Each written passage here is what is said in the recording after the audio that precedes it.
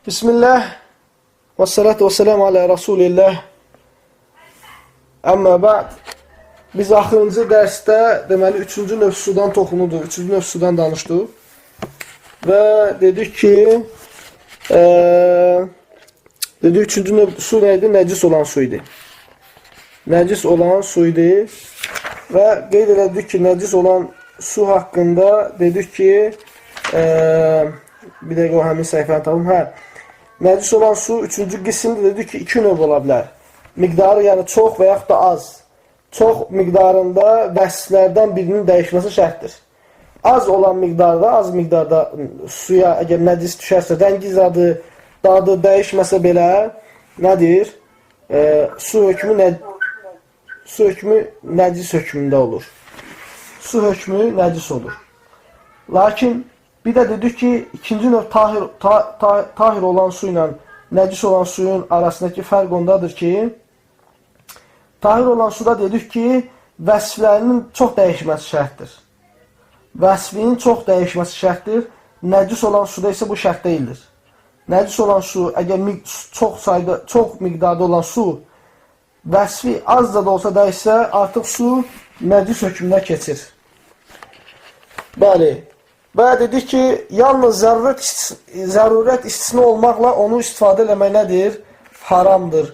Və nə hədəfi aradan qaldırır, nə də xəbəsi aradan qaldırır. Daha sonra müəllif keçir və deyir ki, əgər öz-özünə dəyişərsə və yaxud da ora tahur olan su əlavə edilərsə və yaxud da suya düşmüş nəcasət oradan götürülərsə və geridə deyir, çox miqdarda su qalarsa, o zaman su tahur hökmündədir. Deməli, necə ola bilər? 3 cür ola bilər ki, həmin su təmizlənsin. Ya öz-özünə təmizlənsin. Ya ola bilər ki, ora çox miqdarda su tökürsən və suyun ümumi miqdarı çox olur. Yəni 2 gülləni keçir. Ona görə təmiz hökmü alınır. Çünki vəsflərindən heç biri dəyişmir. Sadəcə olan nəcəsə düşüb ora. Lakin sən çox su töyməklə onun 2 güllədən çox eləyirsənsə, bu artıq tahur olur. Və yaxud da oradan, həmin sudan nəcasəti sən aradan qaldırırsan, götürürsən, geridə qalan su çox olur. Çox su sayılır. Çox su olduğu üçün nədir? Yenə tahur, həmin su tahur olaraq qalır. Və davam eləyək və müəllif deyir ki, çox su nədir? Çox su 2 güllə olan sudur. Və müəllif burada qeyd edir ki, təqribi olaraq, yəni təhdidən yox, təqribən. Çünki biz təhdidən deyiriksə, bunun tələb etdiyi hökmlər, nəticələr dəyişəcək və ona misal verəcək. 2 güllə daha əvvəl izah elədik ki, 2 güllə təxminən nə qədər eləyir və burada müəllif deyəndə ki, təqribən 2 güllə olması şərtdir. Biz buradan bir fayda çıxardırıq. Və deyirik ki, əgər məsəl üçün bir şey əgər %100 2 güllə deyilsə, ona yaxındır. Misal üçün 1-2 litr azdır. Yaxın olduğu üçün ona da biz çox hökmünü veririk. Və bu həmbəllərdəki və digər məsələlər də var. Bu fikir qaydaya əsasendir ki, mə yuqaribu şey yu'tə hukmuhu. Mə yuqaribu şey yu'tə hukmuhu.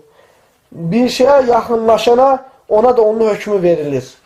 Misal üçün buna görə deyirik ki, biz saqqalı qıxmaq və qıxmağa yaxın dərəcədə azaltmaq haramdır. Hər ikisi də haramdır. Çünki bir şeyə yaxınlaşırsa onun hökmünü alır.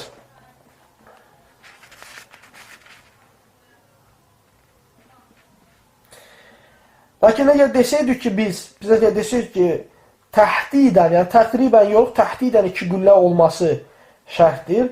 O zaman əgər bizim əlimizdə, bizdə düz 2 güllə miqdarında su varsa, biz oradan məsələn, və ora bir nəcasət düşüb, amma rəngi dəyişmirsə, bu su nədir? Bu su tahur sayılır. Lakin bir qabla götürsək, biz oradan su götürsək, bir qabı vırıb oradan suyu götürsək, o zaman geridə qalan su gərək nə olsun? nəcis sayılsın. Çünki biz dedik ki, təhdidən olsa 2 qüllədən az olan hər bir şey o hökm, yəni az sayılmalıdır. Lakin təqribən dediyimiz üçün bir qap su götürməkdən o suyun hökm dəyişməməlidir. İzah edə bilirəm, yoxsa yox, qardaşlar?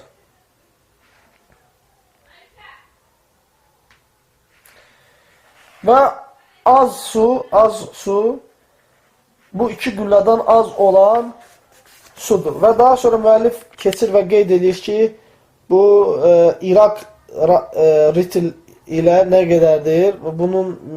Bu onsuz da indiki dövrümüzdə biz bu ölçüləri istifadə eləmirik.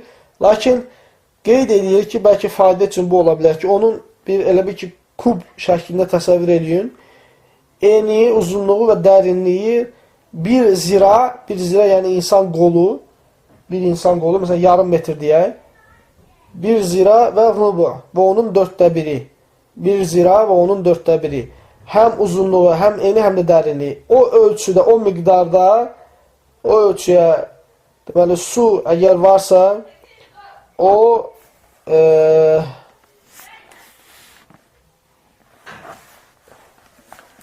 deməli, nə olur? 2 qüllə, daha doğrusu həmin miqdarı verir. Yəni, həmin miqdarı verir.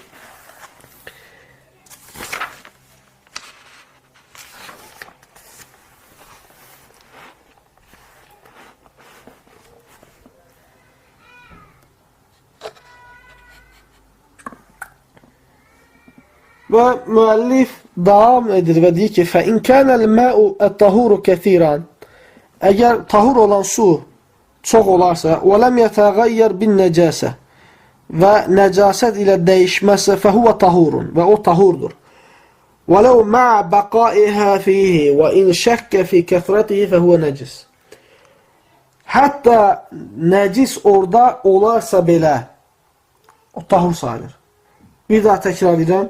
فَاِنْ كَانَ الْمَاءُ الطَّهُورُ كَثِيرًا Əgər tahur olan su çox olarsa, وَلَمْ يَتَغَيَّرْ بِالنَّجَاسَةِ Nəcasət düşər sonra və su dəyişməzsə, hətta nəcasət orada qalsa belə, yəni sən görürsən nəcasəti suda, yəni وَلَوْ مَعَ بَقَائِهَا فِيهِ Yəni bu sözün mənası budur ki, nəcasət orada qalarsa belə, o su tahur sayılır.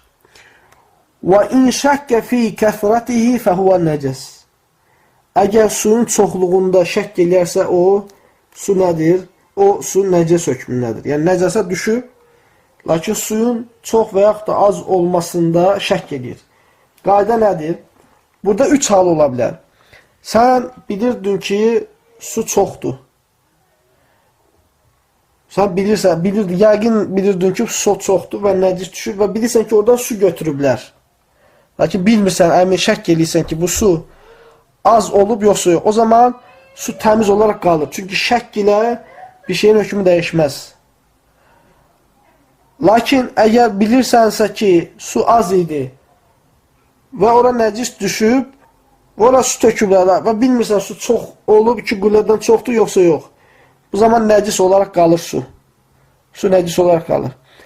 Və yaxud da su var, bilmirsən, nəcəsə düşüb ora, bilmirsən bu su çoxdur, yoxsa azdır, o zaman su nəcis sayılır.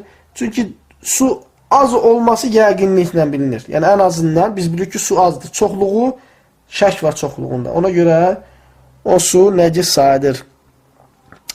وَاِنْ اِشْتَبَهَ مَا تَجُوزُ بِهِ الطَّهَارَةُ بِمَا لَا تَجُوزُ Əgər təharət almağın caiz olduğu su ilə caiz olmadığı su, iki növ su qarışıq düşərsə, belə ki, bir-birinə aid elə bilmirsən, ləm yətəharra, araşdırmamalıdır. Yəni, deməli, oturub bacardığı qədər qalibu zənn ilə, yəni, düşünməli və çox güman, çox ehtimalla ki, bu təmizdir, bu isə təmiz deyil. Bu şəkildə qərar verərək o sudan istifadə, yəni araşdırmamalıdır, bir nəticə gəlməməlidir.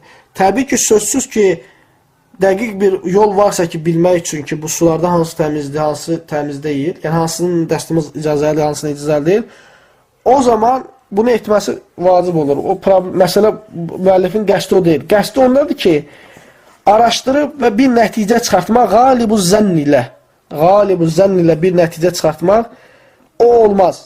Vacibdir ki, araşdırmayasan. Lakin nə edirsən? Və yətəyəmməmu, təyəmmüm edirsən bilə iraqətin. Təyəmmüm edirsən və həmin suların ikisini heç birini dağıtmırsan.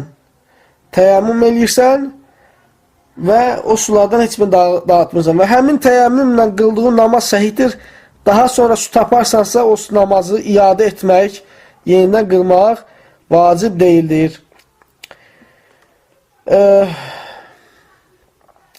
Və bu, deməli, bu Dəlil-i Talib kitabına haşiyə yazmış Əhməd bin Muhammed bin Avad Əl-Mərdavi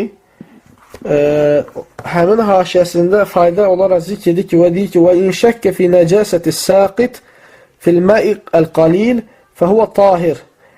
Suya bir şey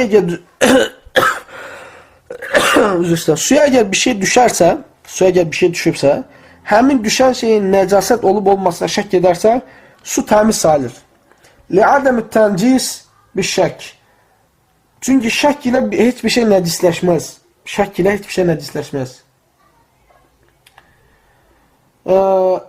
Və burada bir məsələni zikr edir. Bayaqlar dediyimiz məsələ, yəni iki suyun qarışması məsələsi, bu haram, istifadəsi haram olan suya aiddir.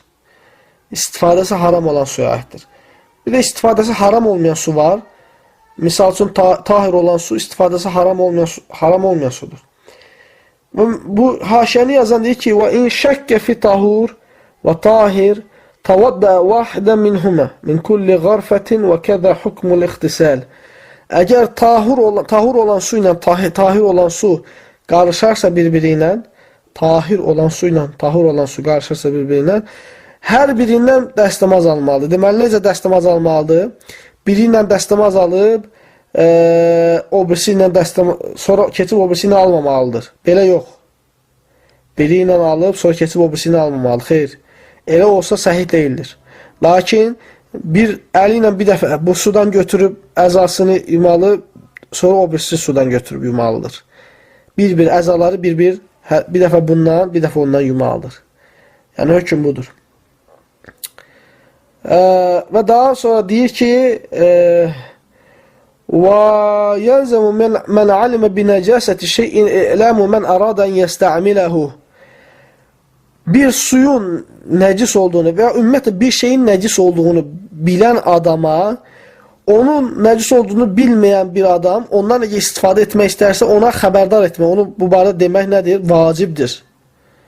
Müəllif bunun vacib olduğunu deyir. Və buradan biz bir fayda çıxardırıq.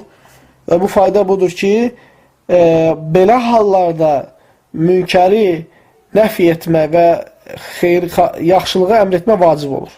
Çünki ümumən qayda budur ki, nəhyil anil münkər və əmr bil ma'ruf fardu kifayədir. Lakin elə bir məqam ola bilər ki, orada məhz fardu ayn olsun, yəni həmin bir adamın üzərində fardu ayn olsun. Çünki o da başqa bir adam bunu edə biləcək başqa bir adam olmadığı üçün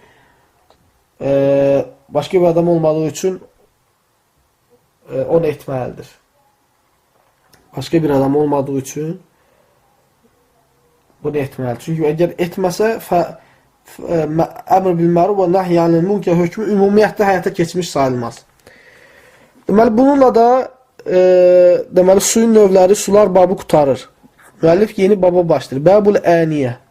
Əl-əniyə, əl-inə sözünün cəmidir, qab deməkdir və müəllif nə üçün bundan sonra qab sözünə keçir? Çünki sular qabda olur. Qabda olduğu üçün müəllif qabların hökmünə toxunur.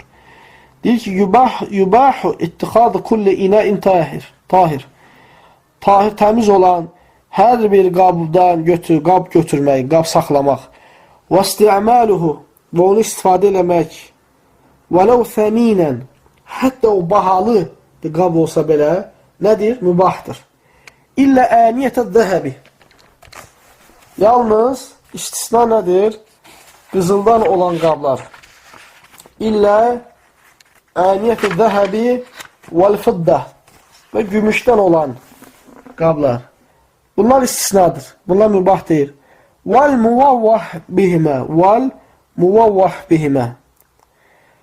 Muvavvah bihimə o deməkdir ki, qızıl və gümüşü edirsən, əridirsən və onu qabı ora salırsan,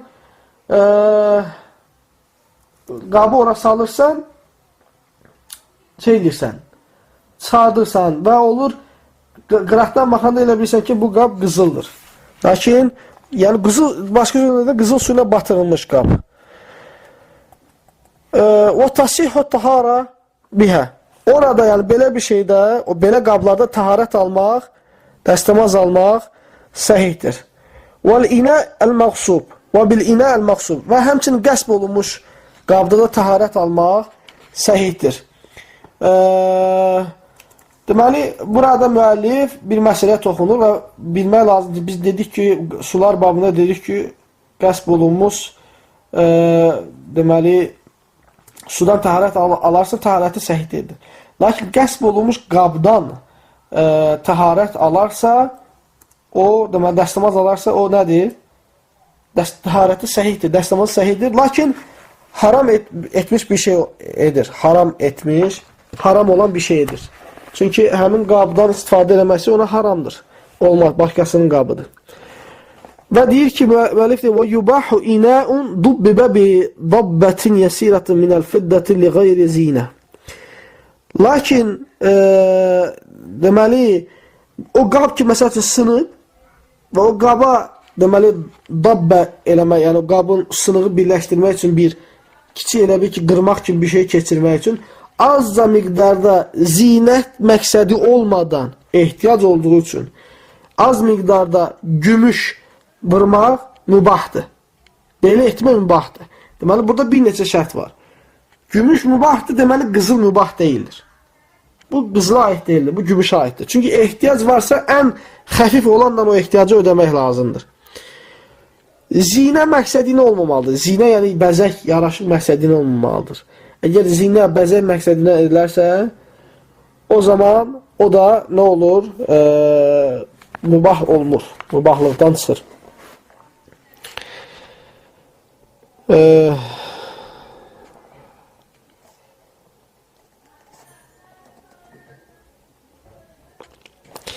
Daha sonra və deyir ki, وَاَنِيَةُ الْكُفَّارِ وَثِيَابُهُمْ طَاهِرَةً. Kafirlərin qabları və onların paltarları təmizdir.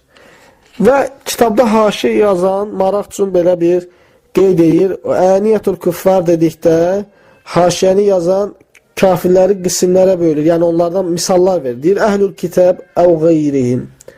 Əhlil kitab əv qeyrihim. Yəni kitab əhlindən və başqalarından. Başqaları deyəndə kimləri qəsd edir, onu deyir. Kəl məcus və abədətil əvsən, məcusilər və bütpərəstlər, vəl mürtəddin, mürtəddər, və zənədiqa, zındıqlar. Deməli, fikir verdinizsə, zındıqları kafirlər qisminə aid elədi. Biz bunu dəfələrlə demişik, zındıq kafir hökmü verməkdir. Bəziləri bu zındıq sözünü şey üçün elə bir fasıq mənasında işlədirlər. Lakin zındıq kafir üçün deyilən hökmdür. Zındıq fiqh babında zındıq kəslərə deyilir ki, o məsələn bir neçə dəfə küfr edib və tövbə eləyib, məsəl üçün təzdən küfr eləyir, eyni küfr edir. O zaman alimə ixtilaf eləyir ki, zındıqın tövbəsi qəbul yoxsa yox. Bəzilər deyiblər ki, tövbəsi qəbul olmaz. Maliklər deyiblər ki, tövbəsi qəbul deyildir. Və kafir kimi öldürürlər. Yəni dünyəvi hökmdə tövbəsi qəbul deyil.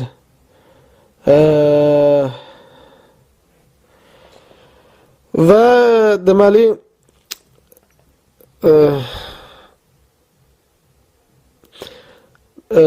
və sadamili və duruz və durzilər və təyəminə və nusayriyə. Bunlar bir-birinə yaxın firqələrdir. Diqqət edin, nusayrilər də kafir qövmü arasında sahib. Nusayrilər də kafir qövmü arasında sahib. Və deyir ki, وَلَا يَنْجُسُ شَيْءٌ بِالشَّكِّ مَا لَمْ تُعْلَمْ نَجَاسَتُهُ. Bir şey şəkk ilə, yəni onun nəcasət olduğu bilinməyənə qədər şəkk ilə o şey nəcis olmaz. Misal üçün, heyizli qadın, indiki dövrdə problemli, amma əvvəlki dövrdə də heyizli qadın başa düşmək olar ki, heyizli qadının əlbisəsi heyiz qanına bulaşa bilir. Məsələn, ona görə heyz olmuş qadının paltarını geymək caizdir, nəcis olmaz. Ta o vaxta qədər ki, bir şeyin nəcis, üzərində nəcisin olmadığı bilinməyənə qədər həmin şey nəcis olmaz. Və yaxud da içki içən birisi, çoxlu şərab içən birisi, onun paltarları nəcis olmaz. Yəni, qəsdim ondadır ki, üstünə şərab düşdüyü bilinmirsə dəqiqliyinə, o paltar sadəcə olaraq filan adama aid olduğu üçün o hökm, nəcis hökmü verilməz ona. Deməli, biz belə başa düşdük ki, kafirlərin paltarları, onların qabları həmbəllərə görə təmiz hökmündədir. Sonra deyir ki, وَعَظْمُ الْمَيْتَةِ وَقَرْنُهَا وَضُفْرُهَا وَحَافِرُهَا وَعَصَبُهَا وَجِلْدُهَا digər səhifəyə bir keçək. وَجِلْدُهَا Nəcəs. Meyt, yəni ölmüş ölü heyvanın buynuzu, onun sümüyü, onun dırnağı, onun dərisi, bunlar nədir? Bunlar nəcisdir. وَلَا يَطْهُرُ بِالدِّبَاغ Dibər, yəni aşılamaqla, dərini götürüb aşılamaqla təmizlənməz. Həmbəllərdəki məzhəbin görüşü ondadır ki, aşılamaq dərini təmizləməz. Aşılamaq dərini təmizləməz. Və deməli, əgər bir heyvan, əti yeyilən heyvan kəsilərsə, yəni şəriət yoluna kəsilərsə, onun dərisi təmizdir. Lakin əgər əti yeyilən heyvan ölərsə, o zaman onun dərisi təmiz olmaz və aşılamaqla təmiz olmaz. Həmçinin əti yeyilməyən heyvanlar, onlar, lap belə onları kəssin belə, onların dərisi təmiz sayılmaz. Və müəllif davam edir və deyir ki, وَالشَّعْرُ وَالصُّوفِ وَالرِّيشُ طاهر إذا كان من ميتة طاهرة في الحياة ولو غير مأكولة كالهر والفأر. Deməli, tük, yun və yələk bunlar həyatda sağ olarkən təmiz olan heyvanlardan olarsa bunlar təmiz sayılır. Hətta o heyvan əti yeyilən heyvan olmasın belə. Məsələn, pişik. Deməli, bu tüklər təmiz sayılır. O heyvan əgər ölərsə, ondan götürüb bu tükündən istifadə edilmək olar. Lakin məsəl üçün heyvanın bayaq da dediyimiz kimi ölü heyvanın dırnağı, buynuzu bunlar təmiz sayılmaz. Hətta südü də bura aiddir. Südü təmiz sayılmaz. Və yusannu taqtiyatul aniyə və ika'ul əsqiyə. Qabların üstünü örtmək və əsqiyə, deməli, bu söz tuluq, bizdə tuluq deyilə bu mənaya gəlir. Siqa sözünün cəmidir, əsqiyə. Dəridən hazırlanan tuluqdur ki, içərisində su və yaxud da süd saxlamaq üçündür. Onun ağzını beləncə bağlamaq nədir? Sünnətdir. Həmçinin müəllif deyir ki, qapları bağlamaq və s. bunları zikr edir, bunlar sünnətdir. Və deməli, buradan başa düşdük ki, sünnət ilə burada qəsdi müstəhəb deməkdir. Müstəhəb.